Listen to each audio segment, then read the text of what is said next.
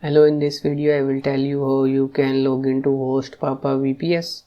So first of all, you will have to come to the HostPapa website and you will have to click on this sign in button and you can click on my account, and here you will have to enter the client ID and the password. So let me enter that. So here I am in the dashboard, and here when I will click on my services, here I will see all the plans that I have purchased.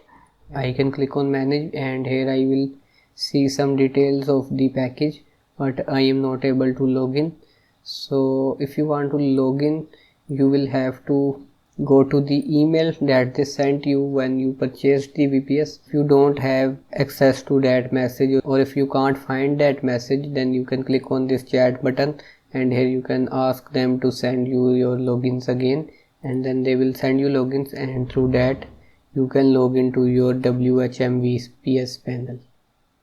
So for example, they sent me this link, so I can enter the username that they provided and the password that they have sent me, and then I will click on login, and I will see this WHM panel, which is the VPS panel, and here I can create different cPanels, and then I can log into the cPanel, install WordPress, and I can do whatever I want.